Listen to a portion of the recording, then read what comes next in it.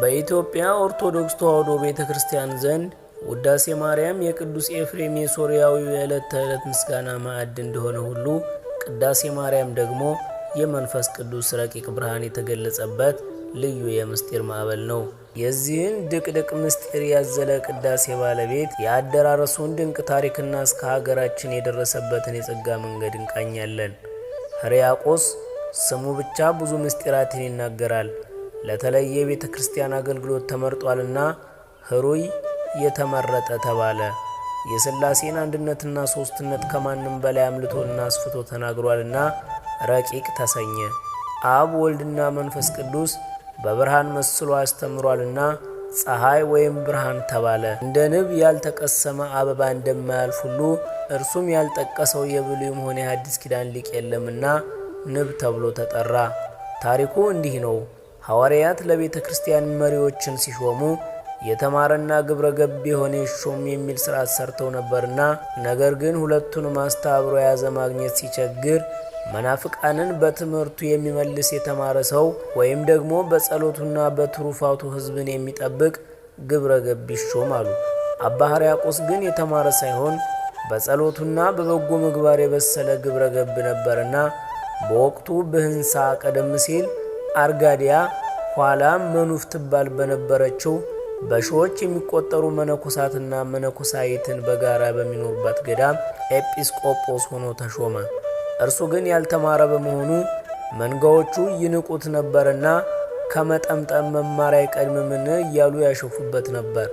በሕጉም ሲገስጻቸው ይጠሉት ነበር።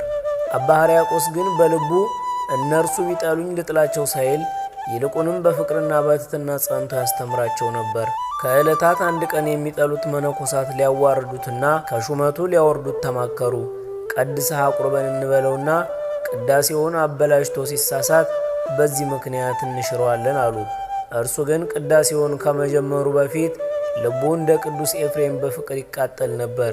የእመቤቴ ምስጋና እንደ ሰማይ ከዋክብት እንደ ምድር አሸዋ በዝቶልኝ እንደ ምግብ ተመግቤው እንደ ልብስ ለብሼው እንደ ውሃ ጠጥቸው እያለ ይመኝ ነበርና።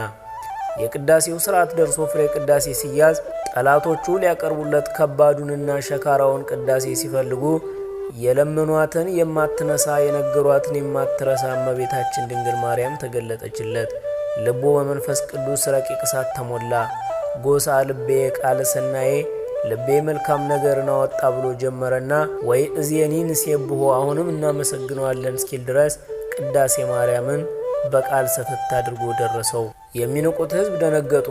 ቃለም እንኳ በአግባቡ መናገር የማይችል ሰው ዛሬ አዲስ ድርሰት ደርሳለሁ ብሎ ይቀባጥራል ሲሉ፣ የሚወዱት ደግሞ ይህማ ከመንፈስ ቅዱስ ነው እንጂ ከሰው ልጅ የሚገኝ ምስጢር አይደለም ብለው አደነቁ።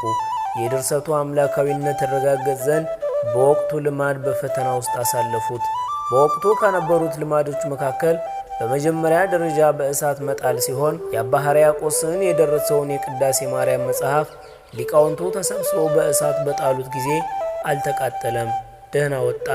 በሁለተኛ ደረጃ በውሃ ላይ መጣል ሲሆን ሊቃውንቱ አሁንም ተሰብስበው በውሃ ላይ ሲጥሉት መጽሐፉ ሳይበሰብስ ሳይረጥብ በሰላም ወጣ። በሶስተኛ በሕመምተኛ ላይ በጣሉት ጊዜ በሽታውን ፈወሰ፣ ይልቁንም ሙት አስነሳ። በዚህ ጊዜ የእግዚአብሔር ድንቅ ሥራ መሆኑን አምነው በጥራዝ 14ኛ አድርገው ጠረዙት። ይህ ድንቅ ምስጢር የተፈጸመው እመቤታችን ከምትወደው ከልደተ በዓል ዕለት ነበረ። ይህንን ምስጢራዊ ድርሰት ወደ ሀገራችን ያመጣልን የዜማው ሊቅ ቅዱስ ያሬድ ሲሆን በማይኪራህ ይኖር በነበረበት ጊዜ እመቤታችን ድንግል ማርያም ቅዱስ ኤፍሬምን ከሶርያ አባ ሕርያቆስን ደግሞ ከብህንሳ በደመና ጠቅሳ መጣ አንተ ቅዳሴን አንተ ደግሞ ውዳሴን ንገሩት በማለት ለያሬድ ሰጠቻቸው። እርሱም በቅዳሴ ዜማ መልክ አዘጋጀው። በኋላም ከተከዜ ወዲያ መጥቶ ለምእመናን ያበሰረው ገበዛ አክሱም አባ ሳሙኤል ዘሐቅለዋሊ ነው። አባ ሳሙኤል ይህንን ቅዳሴ እየደገመ ሲሄድ አንድ ክንድ ከመሬት ከፍ ብሎ ይሄድ ነበር። ውሃውን ባርኮ ወደ ህብስት በመለወጥ ምእመናንን መግቧል። እመቤታችንም ስለ ፍቅሩ የጸጋ ምልክት ይሆን ዘንድ ነጭ ዕጣንና ዕንቁ ስጦታ ሰጥተዋለች። በመጨረሻም እመቤታችን ውዳሴን ከቅዳሴ ጋር እንዳድርጎ የሚደግመውን ሰው አንተ ከገባህበት የክብር መጋረጃ ውሳጤ መንጦ ላይ ታገባዋለሁ ስትል ድንቅ ተስፋ ሰጥተዋለች።